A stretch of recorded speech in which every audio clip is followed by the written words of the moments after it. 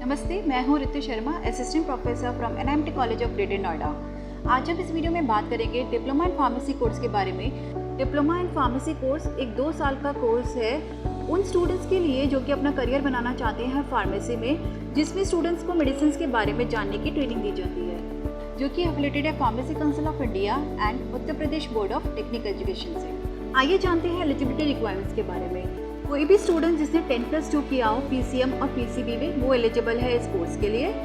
तो आइए सबसे पहले हम बात करेंगे सिलेबस के बारे में कि फर्स्ट ईयर में हम क्या पढ़ते हैं और सेकंड ईयर में हम कौन कौन से सब्जेक्ट्स पढ़ते हैं। तो फर्स्ट ईयर में जो हम सब्जेक्ट्स पढ़ते हैं वो है हमारे pharmaceutics, pharmaceutical chemistry, human anatomy and physiology, pharmacognosy and social pharmacy.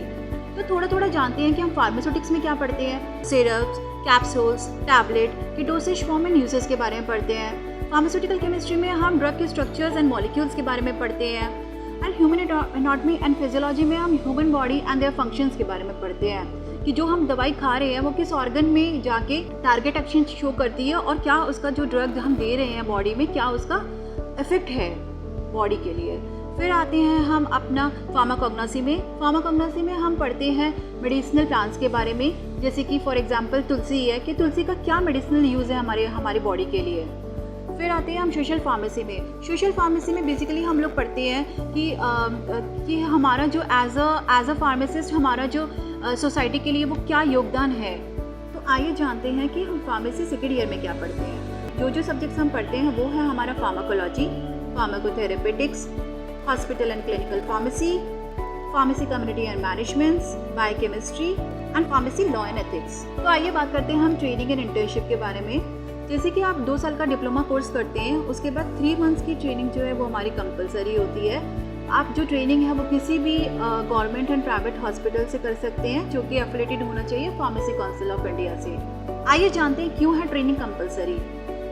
Diploma in pharmacy course करने के बाद 3 महीने की ट्रेनिंग कंपलसरी होती है, जो कि आप किसी भी गवर्नमेंट एंड प्राइवेट हॉस्पिटल से कर सकते हैं। 3 महीने की ट्रेनिंग कंप्लीट करने के बाद ही आपको डिप्लोमा इन फार्मेसी कोर्स का सर्टिफिकेट प्रोवाइड किया जाएगा, जो कि एसेंशियल रिक्वायरमेंट है आपके रजिस्टर्ड फार्मासिस्ट बनने के लिए। आइए बात करते हैं हम प्लेसमेंट की।